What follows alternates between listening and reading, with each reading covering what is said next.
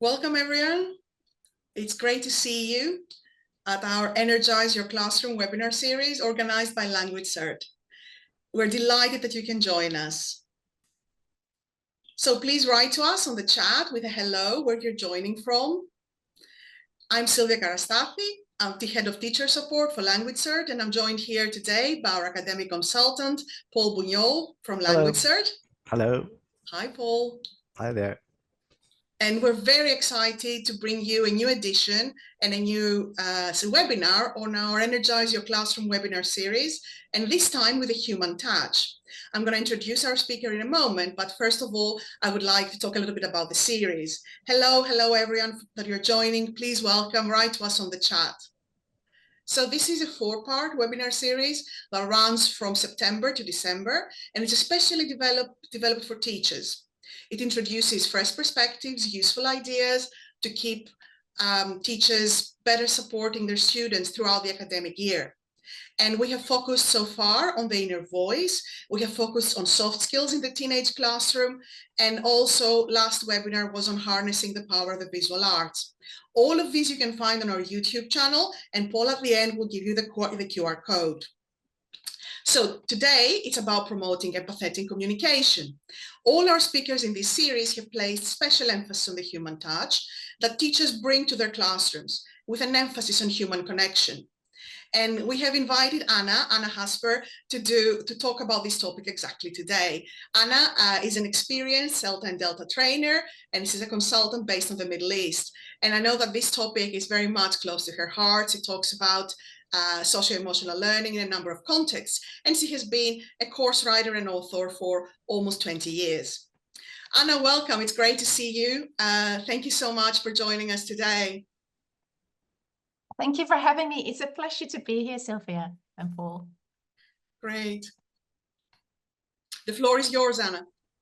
Lovely, great. I just want to say, first of all, thank you to LanguageCert and Sylvia, Paul and Iris in particular for having me here today. And thank you all the teachers for joining here. I can see people from Greece, Morocco, Saudi Arabia, Kiev. It is truly very, very multicultural. Sri Lanka, Chile, India. Wow. Thank you for taking time out in your busy schedule, because I know this time of year for lots of us, and particularly teachers, is very busy with pending holidays coming up and everything we need to do. So very briefly, thank you for the great introduction as well, Sylvia. If you want to get in touch after the webinar, you have any questions, feel free to connect. Easiest to get in touch with me is to have a look on LinkedIn. I'm always happy to talk about this topic because indeed it's something I'm very passionate about and it's very close to my heart. So feel free to get connected. But first, I have no idea what time it is with you, morning, afternoon, evening. It's about 2 in the afternoon here in Dubai. So I just thought I would like to know a little bit more about how you are feeling at this moment. Sandrine, late morning. Fiona, 3:30 in Sri Lanka already. 11 a.m. in Madrid. So how are you feeling? Can you, in the chat box, let me know? Ready to roll, Stuart is saying. 1, happy faces, Oksana, beautiful. 2, maybe you're like, maybe you're saying it's not my day just yet. I see 2s, I see smileys, I see 1s. Great, Martina, thank you.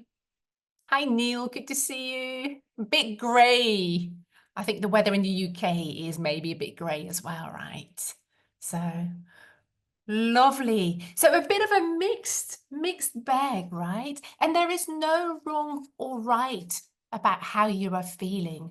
I don't know if you use activities like this with your students, just to figure out what they are feeling at the beginning of a class. I think it's a very nice idea because it gives you a little bit of an insight into what's going on in their heads and what's going on in their hearts. Because of course we teach a language, or maybe you teach science, maybe you teach maths, I don't really know yet. But of course we teach people, and the most important thing is that we just have a quick check-in how they are doing. Because if we are focused on things that are happening in life, at home, maybe with family, sometimes it's really hard to pay attention to what we're doing in the classroom. And if we don't have attention, it is really hard to learn, because you can only take in what you attend to in the classroom. So I think particularly now with this busy season coming up, it's really important that we check in and find out how our students are doing. And if you notice, for example, that they say, oh, I'm a bit grey, like Neil was just saying, or they're saying, maybe it's not my day, number 3. That's okay. That's all valid. If they want, we can talk about it. But the most important thing is that you are ready to move them into a state that is more conducive for learning. So I'm not saying by the next activity that we do that we can take away student stress or worries, because a lot of things are outside our control and possibly also outside the control of our students. But we can at least shift our mood during the classroom time and get them into a more resourceful state. So let me show you an example of a very simple activity. I'm going to show you 3 questions. You can choose which question card you want to answer and see if you can if you feel like it, see if you can and want to write an answer in the chat box for me. And don't worry about spelling, because I know how hard it is sometimes when you're on a mobile phone joining us, but have a look. You can either go for what's a quality you have and can't live without. Why? Share a highlight from this year. I thought that was a very appropriate question. Now we're nearing the end of the year. And imagine you had loads of money. What is one thing you would like to do this coming Christmas? Annabelle, indeed, you can't learn if we don't pay attention, right? So let me see. Travel home, Hilda. I think that's the last card, right? Travel around the world, Gilana. Oh, Irene is going to go for an animal shelter. I think that is a beautiful plan. Moving to the UAE, Amal. Would be lovely to have you here. Good. And start thinking a little bit more about this idea. Yeah, going back to Canada. Why? How would that make you feel? Yeah, what do you want to do in London or in South Africa? Ah, Pamela, a road trip that you did with your brother in 2024. How did that make you feel? Maria, presents for all your students. I think that is a beautiful idea. Samia saying, I can't live without being honest. And why not? How does it make you feel when you're honest with people? Great. Travel. I see a lot of travel, and I see a lot of things about homeless people, helping stray animals, supporting others. Great. Now, of course, it is a little bit harder to do this online in a huge group of people. If you have a class, you can put them in breakout rooms, face to face. They can share their thoughts together. And one of the beauties, I think, Neil, if you have done something like this with your students, you probably agree, is then when people start talking about some dreams or maybe doing that CELTA in 2024, Elena, suddenly something starts to change in our physiology and in our feelings and in all the hormones that start going through your body. We become very excited about something and our mood is starting to change. So I always call these sort of activities lightening up that atmosphere in the classroom. I'm not saying we're taking away the worries completely, because often we can't, but we can shift that emotional state. And now hopefully learners are a little bit more able to focus on what's in front of them, to attend to that learning. Oh, I see lots of favorite cars coming past as well. The desire to learn. How nice is that, Islam? Thank you for sharing that. Good. So hopefully I've shifted your attention to the present into that more resourceful state. So what I like to do today in this webinar, and I have to say it's only a short introduction to exploring empathy, because I think we can talk about this topic for much longer than 50 minutes. But I like to have a look at the context. Where are we? What's your context? Before we dig into that concept, what actually is empathy and why is it so important for us teachers? Then I want to explore a little bit more the how. I've made a distinction between teaching with empathy, which is really coming from us teachers, to teaching for empathy, where we're trying to work on this concept and get our students to develop their empathy literacy and their empathy skills. And of course, as always, there is a chat box. So any questions you have, feel free to put them in the chat box, but there is also a Q&A box. And Paul is keeping an eye on that as well. If I don't answer, put it in there again, because sometimes the chat box goes a little bit too rapid for me to follow. So I hope that sounds okay with you. And I'm going to slowly get started there. Nicoletta, welcome. So, good. Over to you. Your teaching context, can you let me know in the chat box what sort of age groups you teach? 1 primary, 2 secondary, adults, or maybe you teach everything and 3, yeah, 4. I see the mixtures coming in as well. You might have one-to-ones, you might have a variety of age groups, plus teacher training. Yes, Stuart, across age groups as well. Lovely. Now, the reason I'm asking this is just there is no one way to teach empathy. And of course, there is a huge difference between talking about empathy and putting into practice with adult learners, secondary learners, and primary age learners. So I'm just going to show you various activities, but you are totally the expert on deciding, can I actually use this with my secondary learners, or can my primary school age learners already deal with this? You need to keep your own students in mind. And I think the start of anything we do as a teacher is really about knowing your students. So in teacher training as well, even some of these activities you might want to introduce in the training room, but you just adapt them so they work with your learners, because you're really the expert with your audience. Second thing I like to know, what is your teaching context?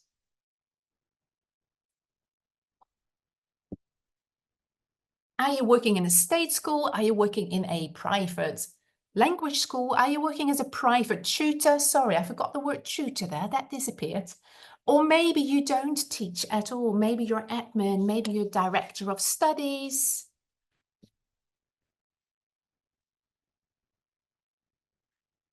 Yeah, or maybe you actually just go into the classroom and observe teachers. That could be too good. Now, again, thank you for sharing this. I don't think it really matters what your context is. However, I know that when you work in a state school, sometimes there is less opportunity to integrate your own ideas because the curriculum can be very prescriptive. There will be some activities that I think you can easily do in any context. Yeah, they don't need to take a whole lesson. If you teach in a language school, maybe you have a little bit more freedom if you do private lessons. If you don't teach, maybe this is something that you think of, I can do this with my staff, or maybe I can create opportunities for my staff to integrate this into the classroom. Because to be honest, anything you teach, mathematics, science, geography, simple concepts related to empathy, such as active listening, withholding judgment, listening to the meaning behind the message. You can do that in any lesson and classroom, I think. So during this webinar, I want to give you some ideas, but I have to tell you, I'm not a psychologist, I'm not an empathy scientist, but I've read a lot about it, do a lot of research on it, and also have used it in different contexts as a primary school teacher, but also with adults and in teacher training, and also in IELTS classes. So you take away from this what you think works for you, because you're the expert in your context with your students and within your culture. So here are just some ideas, and you take away what you think is useful. Good. Now, I'm going to take you back to the start of your teaching journey, because I think this is a really important thing when we actually look at humanizing language learning.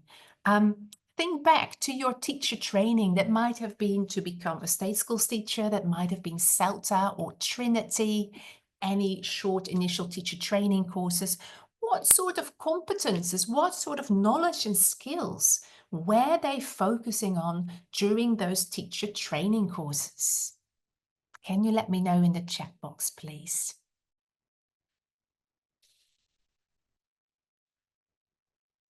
Very curious. I've got my own stories, but I like to know if that is actually similar. Student-centered activities, interaction, Juliana, and empathy. That is very interesting.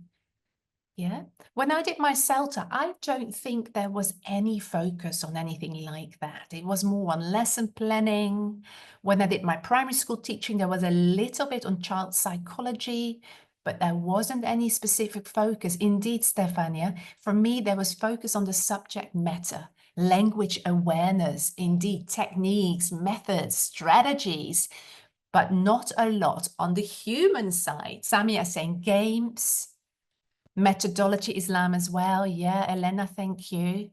And I think this is one of the challenges, right? When we look at things, it's lovely to see second language acquisition, how we use the mother tongue and that second, or as I call it, additional language, because for some of my kids, it was their third language already. Elicitation, Valentina, the theory, yeah, pedagogies. Yeah, I think a lot of us, but correct me if I'm wrong, it was about that subject knowledge, which for us English language teachers might have been English, of course. Curriculum knowledge. How does it fit in the state school curriculum, for example? Or how do you develop an English language curriculum? Can't say it. Pedagogical knowledge and skills. So that content, pedagogical content knowledge, how we get our message across. So indeed, the methodology, the pedagogy, the strategies. Maybe for people who are a bit younger than I am, technological skills, your digital knowledge was also in there. Maybe life skills, Samia, lovely. Knowledge of that second language acquisition. Maybe there was a focus on the language learning process, how that works, and when we hit the plateau and all those things. Maybe on something else like neurosciences. Constantina is saying is quite new for you as well, right? Yeah. And this has always intrigued me as a teacher and as a teacher trainer as well, because let's have a think. Take your teacher hat off and go back to when you were a student. Could be anything. It could even be outside of the school context. It could be in Pilates or yoga or whatever you like. Think back to a favorite teacher you had and then have a quick think. What made the interaction with this particular teacher so special for you or so memorable? That might be a better word. I'm going to give you a little bit of time to think. And if you want, you don't have to, it is by invitation, you can use the chat box. Maternal, so very caring then, that pastoral care, Giliana. A good listener, Sandrine. Respectful. Angelica, you're saying something really profound there, caring about our feelings.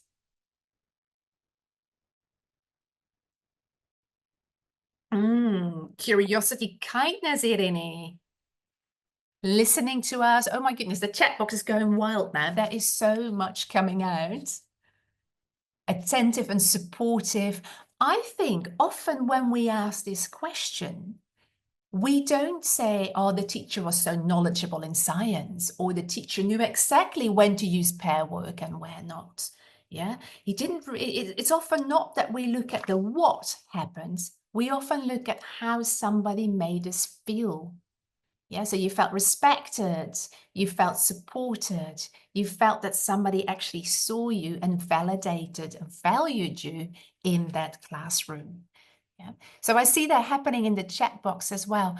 Tolerant, empathy, Aurelia, beautiful. It is often what we remember about our teachers that we really liked is that relationship we had, that caring relationship with our teacher. And if you look at Carl Rogers, a very familiar, famous psychologist, he really thought about teachers more as being a coach. So thinking about we need to be genuine and empathetic with our students, meaning non-judgmental, and we need to have acceptance, providing that unconditional positive regard, as he called it. So for me, as a teacher educator, I'm very much thinking, what else is it that our teachers need? And you've just proven that point again in the chat box. I think there's a lot of focus in everything we learn on the cognitive aspects. Yeah, that knowledge of the subject, how to get it across, what strategies and techniques, which I'm not saying is unimportant, and it is super important. And I think a lot of us always relate back to Bloom's taxonomy. And yes, he had a taxonomy that focused on the cognitive aspects, but actually he also had the physical domain, the motor skills, but he also had a third domain, which we often forget about, the affective domain. And I think that is something as teachers, correct me if you think that is not right, that is possibly the most important thing in the classroom, that human aspect, being able to relate to our students, but there is so little focus in our training on the affective side of teaching. Yeah. So this is really something that I think we should do a little bit more of. And to be honest, I'm not the only one. It's nothing new in education. Looking at the 1970s, 1980s, we had the affective turn in education, and Adrian Underhill has written about it as well. Teacher expertise is actually more than just knowledge of that topic. It's more than skills with classroom methods. It is also the competence of the teacher to build relationships with other students. For that, we need to be able to understand ourselves, that interpersonal relationship, and we need to sort of understand the dynamics of the group to make that learning happen. Yeah, so very much building relationships in your classroom depends on those soft skills, if that's what you like to call them. And I think Sarah Mercer, in this beautiful quote here, I think it says it all.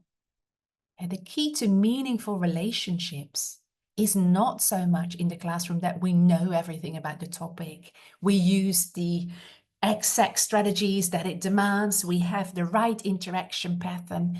No, it's really about having relationships with our students. So our students feel safe in the classroom. They feel a sense of belonging. They feel valued, seen, and respected. So there actually is that inclusiveness. Everybody is together in the same learning boat, as I call it. And the best way to do that and to create that sense of relationship, to create those stronger bonds in our classroom, is really by nurturing relationships, which we need empathy for.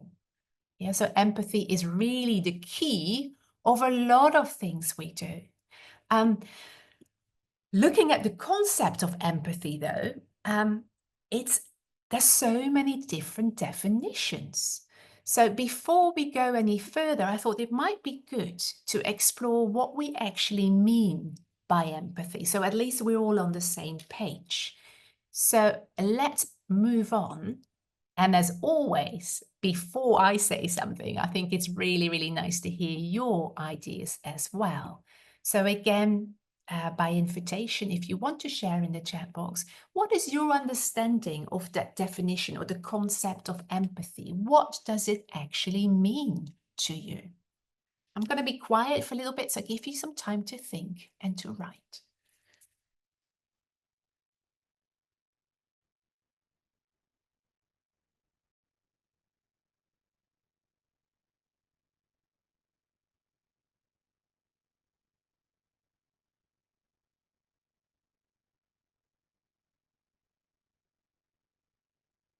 Lovely. I can see some nice things in the chat box, helping each other.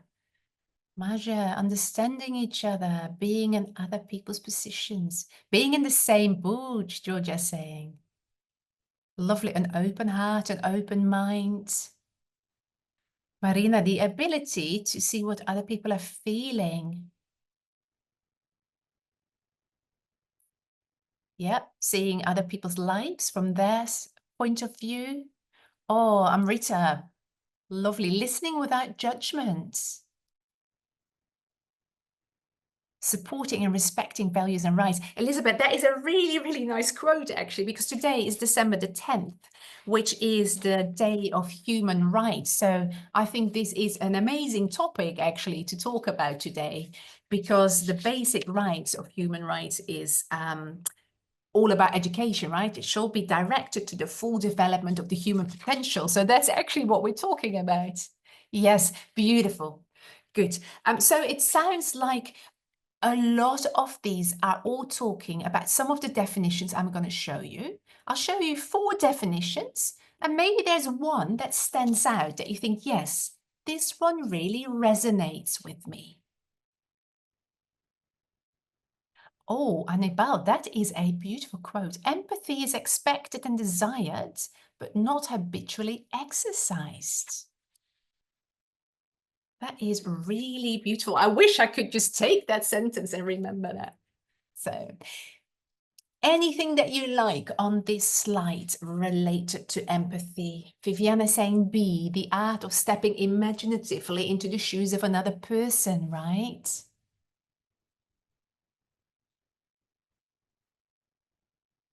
A lot of B's, actually. Ah, Pamela, you're choosing D. A process, Neil is saying. Yeah, because empathy is not a one-off intervention. Interestingly, empathy is something we are born with to a certain level. And we have it as babies quite a lot because we don't like people being upset. We don't like crying. And this is as mothers why we respond to babies crying as well, because we don't want that. But of course, throughout our walks of lives, empathy often changes, and some people develop it further and other people maybe don't develop it much further. So I think one thing that is important to know as educators is that you shouldn't compare your empathy level to other people's empathy level, because it is not an innate skill. So we need to actually keep working on this. It's a process to develop this further. And then the next step, of course, to guide our actions, because you might have it and not use it for your actions. So it's not something we want to compare in that way, because we all have our own journeys and all history. But the beauty is that everybody can strengthen and further develop their empathy. And I literally think we had every letter in the chat box. So I think they are all definitions from different researchers. And I think they're all actually, yeah, Julia, to some extent it's innate as babies, totally, but we need to, yes, further develop it and use it in our life. And I think this is often where things stop. So have a look at your brain, right? So I'm not going to take any other body parts out, but here it is. So in your brain, you've got 3 different systems, emotional regulation systems. You've got your threat system, which we need for survival. You've got your motivating, your drive system, which is what we need to achieve goals. And you've got your soothing system, which is what we need to relax, to build friendships, to feel safe.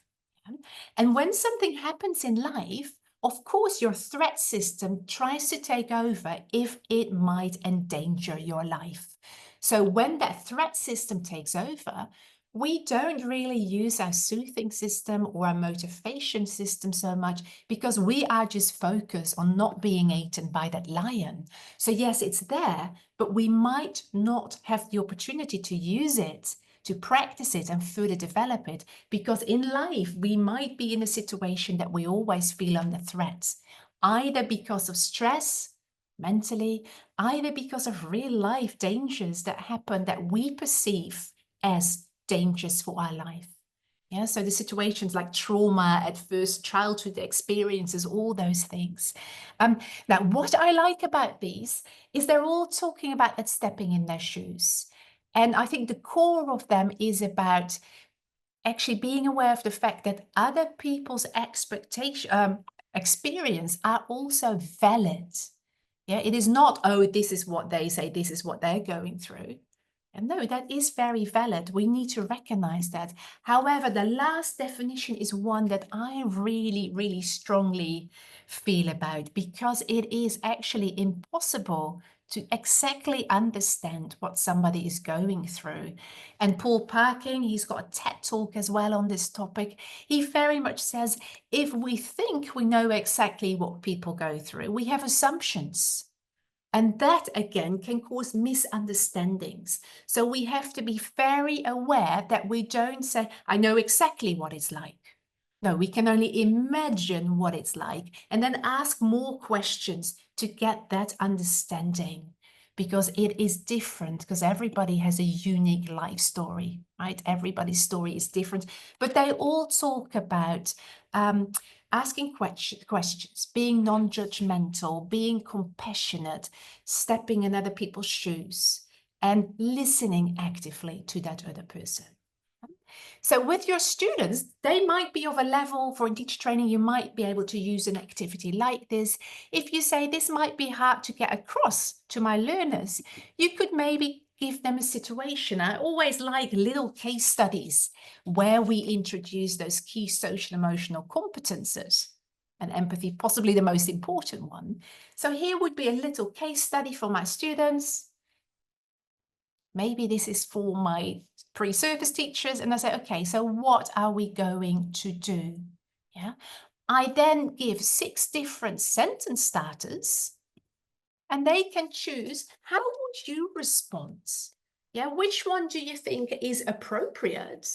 And which ones do you think are maybe not so appropriate? Yeah, you've got 6 different sentence starters here. As the teacher, Emma has not been able to find that assignment back on her computer. Maybe it crashed, it's lost, I don't know. How are you going to respond?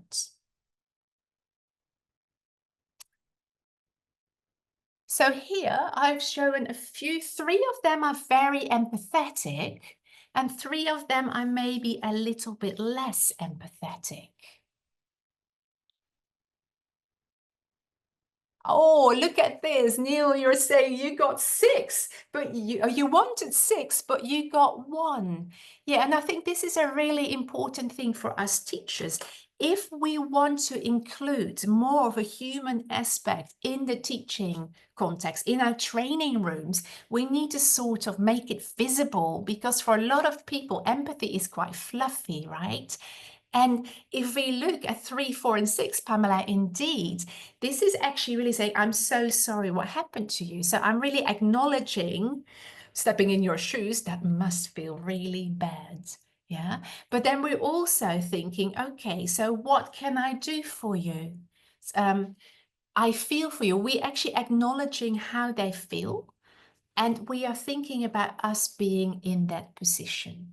Yeah, so here you can give them something like this, and then our students can figure out, why is it not nice to hear 1? Yeah, why is that not helpful? And why is maybe number 5 not so helpful?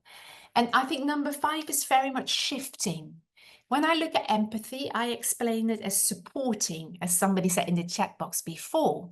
5 is very much shifting the story away from that student to my life. This actually can be a way of showing empathy, because one of the reasons I got so interested in this topic is that I realized that I was doing this quite a lot. And this was my way of showing empathy. Oh, I've had that too. Oh, I feel you. And I'm still aware that I do that sometimes. But then I thought, this is not the right way to respond, because it doesn't always help the person who's talking. It's not about me. But like I said, yes, it's innate, but I never got the opportunity at home to develop this skill, because in my family, empathy was something that was not actually practiced. I see now on reflection. Yes, it's been a steep learning curve, but here we go. So they're all different ways. I'm not saying one is the best and one is worse, but I think we have to be aware that we stay with this person, that we don't shift the focus to us. We want to show them that what they are going through is valid too. Yeah. If you read a little bit more, and indeed, Lisa, it totally depends on the students. Again, I think the best way to build human connections is getting to know your students, so you know how you need to respond to your students. But there are 3 different levels of empathy. If you're not familiar with this, I can talk through it a little bit more. That cognitive empathy is the ability to understand another person's thoughts and beliefs. So that is quite abstract. Yeah, I can imagine what it would be like. I can imagine that you feel bad, but there is no feeling. And I think if I look back at my family, there might have been cognitive empathy, but not a lot at all. Yeah. Effective empathy, really feeling what the other person feels, um, is a different level, right? Yes, totally new. I was reading something about in medical English actually about that. You need to be able to feel the sensations and the feelings people experience in that situation, the pain of others. My husband's always saying effective empathy is when you really care, when you watch a cat video and you are in tears, right? So I'm not saying that's always a good thing, but that's beautiful if you can experience that. Although there is a dark side, it might lead to that over-involvement, too much empathy. You take all the sorrows of the world on your shoulders. The empathetic concern is also called compassionate empathy. And this is where we teachers have a huge role to play. It's the ability to understand and share that person's emotions, but not taking them on, but they're thinking, okay, so how can I help you? What can I do for you? So we often say the last one as helping others. What can we do to support you? So that's a really important stage for us teachers, that we don't take it on, because otherwise you might have a lot of depressive days, but that we do think, how can I help and support my students? So those are your levels of empathy. Now, why are they so important? Because when I talk about this topic and when I started writing a book on social emotional competences for English language teachers, a lot of people were like, well, why is this actually important? And comments I got, well, I'm just a language teacher. I'm not a social worker. I'm not the parent. But then I keep on thinking we don't just teach a language. Yeah, we teach human beings, and people have emotions. People bring their emotions to the classroom, but also you cannot separate the cognitive processing from the emotional processing. They happen in the same parts of the brain and they impact each other, as we said before, when we look at those different emotional regulation areas. Also, our job is to grow communicative abilities. And what I've just noticed in the chat box, when we were talking about the teacher you like the most, it was really about them making you feel seen, right? Okay, we do that in English, but it doesn't really matter if you do it in French or German. Dealing with people in a classroom context requires human skills. Even more so if you use communicative language teaching, and like I said before, even more so if we work with people from different cultures in one classroom, because empathy and emotions are different in different cultures. Yeah, so we really need to bring this up and at least create some awareness. If you want to see a little list, there's loads of research being done on empathy in primary and secondary, a little bit less, I think, on empathy in the ELT classroom. But again, what they have noticed, teachers with empathy in classrooms with empathy, students are actually performing better as well. They feel safer. Yeah, they have better communication, they have better relationships, and it supports that well-being of the students and the teacher. Good. So in a nutshell, empathy enables you to build those stronger relationships, and that is really needed for successful learning. If I don't feel valued, respected, or listened to, I'm not going to try and use that new language because I might make a mistake and God knows what's going to happen. So it really helps you create a safer learning environment, a psychological safe environment where students want to experiment, because don't forget, as a teacher, we're always pushing people outside their comfort zone every day again. Yeah, so it's a really important concept for us to explore. How are we going to go about that? So if we want to integrate it to help our students strengthen these skills, and note, I'm not saying develop, we want to strengthen, because that all of us have some, yeah, we need to start with teaching with empathy. So one way of looking at empathy, I think for us teachers, there's some little quizzes or questionnaires, as they call them, that we can do. I've just taken 5 sentences here. I think there's about 45 different statements in the Toronto Empathy Questionnaire. That's one of the 3 most common questionnaires. And then you can see where you are as a teacher. I really get worried when I see teachers saying, I'm not really interested in how others feel, because then I think, oof, it's going to be a tough job. Because in the classroom, that is so important for us to know how to deliver and what kind of activities to do. Yeah, if there's just been a disaster happening in your country, you're probably not going to do running around in crazy games. Or maybe you are, because you think this is what my kids need to get distracted.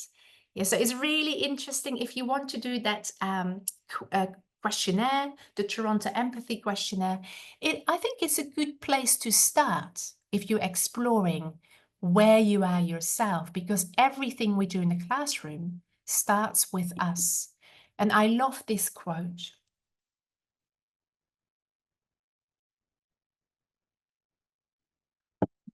Because remember, particularly when you teach younger learners, children see, children do. I think that is a common way of talking about that. So if we don't have the social emotional competence of empathy, being aware of how we come across, having strategies to come across maybe in a more appropriate way, then how are we going to show our students what empathy looks like in that classroom context? So it starts with us in our classroom. And how can we teach that then? Right? So showing it, asking questions instead of judging, not shifting that perspective. As we said before, we're just going to stay with the student, acknowledge that there's a challenge for them, and then listen to them, acknowledging that we hear them while we listen. But the most important one, the most powerful one, they say with younger learners and teenagers particularly, is that modeling yourself, that empathetic behavior. And that's why it's important that we know how we respond. And then, of course, for us, if you feel like I felt years ago, I think I'm not so strong in this skill. I didn't even know. I found it out through interactions that were challenging, that you start to think, maybe I can just build my awareness of what empathy is. Maybe I can build my skills, because you can develop it with practice. And if you wonder how you can grow your own empathy, but also how you can grow students' empathy in the classroom, we could do something like this. Here again, a chunk from an adult learner in the classroom during a speaking activity. The learner said, I'm sorry, my English is terrible. I never speak like everyone else here in this classroom. This is what I hear, right? Great. But then I think, what is he actually trying to communicate? What is he feeling? So this is the first step in developing empathy. There's a message, the words, but what is underneath? What do you think this person is trying to communicate? Yeah, Constantina, totally. They feel self-conscious. Maybe they actually feel inadequate, embarrassed. Lovely, Hajar. Struggling. Yeah, low self-esteem. Totally. Maybe even some sort of possible frustration with that process. Yes, insecurity, looking for support. Beautiful. Yeah. So you can do that with different sentences and get to think about, okay, a kid in my young learner class, drawing. Oh, this is stupid. I don't even like drawing. Right? And then you start to think, oh, it's just drawing. But no, maybe she's not trying to say, I don't like drawing. Maybe she's trying to say something else. Maybe there's anxiety because it's not a good drawer. Maybe there's insecurity. Maybe somebody feels overwhelmed or frustrated with something. Ask teachers to draw something and you get often the same response. I'm not a good artist, because we can put it in different words. Yeah, I can't draw. Yes. I don't understand, teacher, I need some help. So this is a really important thing for us, I think. What is the message, but what are they actually trying to communicate? What are their feelings they're trying to communicate? Because, apologies for the drawing, because I'm not great at drawing. Here we go. But I think you get the idea of the iceberg, right? So you see this from our students, body language, behavior, but what's actually happening underneath is there might be trauma, there might be challenges, there might be pain, there might be certain needs that we haven't met, and that's often communicated, but hidden in those words. So really, when you see something like that happening a lot with a student in your classroom, I think empathy is so important. And thinking about what story is going on in this person's life. If you figure out maybe how they feel, have you ever felt like that? Yeah, and how, I'm going beyond the golden rules of treat others how you want to be treated. Think about how do you think they want to be treated at that moment when they feel like that? Yeah, so it's really consciously thinking about how you communicate with others. So these are some questions. These you can take with you. You can do quietly in your head. Nobody needs to see it. But you can also use this with students. Give them some messages. Get them to match that. If that's a little bit too abstract, you could look at an empathy framework. And this framework, I call it the ECATO framework. You can find it in a book that we released the 15th of November, Activities for Social Emotional Learning, which also looks at empathy, self-awareness, social skills. Here are different steps. So first you start to explore the situation. Maybe could you tell me a bit more about it? Can you give me an example? Then you're going to check their understanding once they've spoken. So what I hear you say is, so if I understand you correctly, so here we can actually give them language that they can put in that framework. In the book, we give you all sorts of sentences that students can put in there, and then they get role play cards. They're going to use the ECATO framework while they're talking about a situation with a friend. And of course, you acknowledge the feelings, which could be by but it could also be saying, oh, I'm sorry to hear this. It must make you feel worried. Yeah. So this is a nice way that you can actually do it in a much more structured way with, for example, your teenage learners. But also for ourselves. The book is available on Amazon, Maria. I don't even have it. I haven't even seen my own book, but it is available on amazon.co.uk. Now, teaching for empathy. So these ideas we're teaching with empathy, but you can take them not only for yourself, also into your classroom. But when you want to teach for empathy, I think a lot of things we probably already do in the classroom, right? Pair work, group work. So a simple thing that we can do when we do pair work and group work is reflecting on what they did.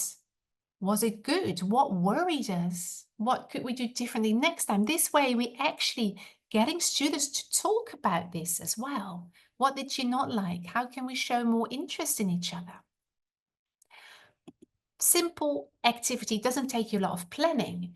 Another one I really like is get my students, younger learners, to imagine their ideal friends. So we come up with 5 adjectives, and often that is helpful, kind, We put them on lines 1 till 5. 1 is you're really good at it. 5, not so strong yet. And then in the middle somewhere.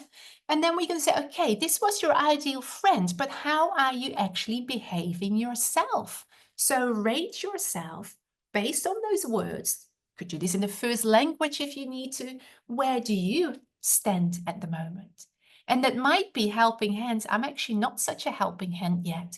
Okay, what can we do to show more helping hands? So you can make it very practical. And then you can put these ideas on the wall as well. How do we show helping hands? How do we show kindness? How do we show active listening? And of course, as I said before, a way of doing it is asking questions. That's a very important part of empathy, active listening. So we can use an image, as you see here. You can use a film, a movie, a song, a scene of something, and just ask the basic questions. What are they doing? Where are they? What emotions can you see? And here it becomes a little bit more interesting. Different cultures express emotions differently. That's something to be aware of. But then we go deeper. Why do I think they are feeling that? Or what do I think they are feeling? And what might their story be? So there is a very guided approach with anything post-reading, post-listening, an image, a story, that you can use some of these questions. Yeah, some very factual questions. Where are they? To some more effective questions. What do you think they are feeling? If you think that's too easy, you could use that same picture and really literally get them to step in their shoes. Finish these sentences for me in English. They can write the sentence, then they can walk around the classroom, they can compare their ideas, and then in feedback, you can highlight that importance again. So you're actually working on the language, working on conditionals with this one, if that's what your students need, but you're also integrating some of this teaching of empathy in your language lesson. Yeah, so this is more implicit, but in your reflection, of course, you can highlight the concept of empathy. And what you could do in a class or as a separate activity, you could get them to think about empathy. What is it in your first or in your home language? What memory have you got about somebody being empathetic with you? What does it feel like? What does it look like? What does it sound like? And that last column, of course, this is where we can talk about sentence starters, about language again, right? So loads of great ideas here. So what does it sound like? Maybe saying, oh, I'm sorry to hear that. Yeah. So what I hear you say is, how can I help? So here we can really work on this concept. What I like to do is create an empathy wall where we all have our drawings, where we can look at and where we can go back to if something happens in a young learner's classroom that we think that was not very empathetic. Active listening, you probably recognize these questions. I started with these questions at the start of the webinar, but of course, when I'm in the classroom, I do it differently. They have a question and we each have a question, an onion ring, one ring at the outside, one ring at the inside. The kids at the outside have their question, they talk. The kid at the inside listens, then we move, and then the speaker at the inside is going to talk to somebody else in the outside circle, telling the story they've just heard, imagining they are that person. So my highlight from 2024 was doing my Salta, like Elena said before, and I'm going to talk about what their experience was like. So here they're really actually role-playing in an onion circle. What you can teach as well when they have the initial conversation is the active listening steps. Pay attention, you look at someone, you might nod your head, you don't interrupt, and then think about how people might be feeling. Ask some questions to find more information. Can you tell me a bit more? What makes you say that? And then checking the understanding. So if I hear it correctly, so am I right that it makes you feel? Thank you for sharing. These questions, actually, you don't need to make yourself. You can get your students to make them, cut them up. If you want a variety of language and a bit more structure, you can say some questions about memory, some questions about imagine, future, some questions about identifying or your identity. Yeah, we cut them up. You can also put them on a Padlet, as somebody said before, and they can use these questions, pick one, answer it, and other students respond empathetically to their recording, because they can now record on Padlet as well. Yeah, so there's loads of different ways for you to not only work on language, but also insert this in your classroom. Now, I'm very aware of time, so I'm going to end up with a little list. And I think it starts with modeling, but then I thought, no, it starts at the basis, relationships. That is the most important. But they become stronger when we have empathy. Yeah? So I don't know what's first, a chicken or egg. But yes, praise it if you see students being empathetic. Provide some time to reflect on what they have done, how they work together. Create opportunities to practice, exploit the materials you already have in your classroom, and really set the expectations. When we talk about what is empathy, talk about what you expect from your learners, how we can show this. So I think teaching explicitly about kindness, empathy, and compassion is a really powerful way to integrate it. Here are some possible resources. Film English from Kieran Donaghy, beautiful site with little film clips. He's got whole worksheets with it. The Empathy Lab in the UK. Modern English Teachers has a lot of blogs that I write about empathy and kindness, and our book that just came out on this topic. Now, I know this was really, really empathy in a nutshell, but I hope I've given you some food for thought. And the last thing I want to leave you with at the end of 2024 is really this powerful quote from Kirsten Ferguson: teachers who lead with their head and their heart, we are the ones that probably have most influence over our learners. And so I hope this inspires you, gives you some food for thought. And if you have any comments and questions, feel free. If you want to reflect, I'm going to leave you to do that over your coffee, but it would be lovely to hear your feedback after the webinar as well. And any questions, feel free. Sorry, Paul, I've taken a little bit longer than planned. No But if problem, there are no any problem. questions, please let me know. All right. Well, thank you, Anna, for your very insightful, inspiring, enlightening webinar. So yes, indeed, how important it is to foster a positive learning environment. And lots of food for thought and some very nice questions too. We are running out of time, of course, but may I ask you at least two questions? One relates to, Anna, to the title of your recent book. What was the title exactly? That's a question participants are asking. It's called Activities for Social Emotional Learning, Oh, right. developing social emotional competences in the ELT classroom. Right. And can we find tips related to young learners now? There are actually tips in the book as well on teaching young learners empathy. But like I said before, for young learners, I think images and stories, even picture books, are so useful because we can ask them all these questions about what they see. What do you think the giraffe is feeling? How would you feel? How can we make them feel better? So I think storybooks are very, very powerful. Little clips and images, photography with real faces is also very powerful. We need to scaffold it a little bit more. So maybe start from what they can see to what they imagine that person feels.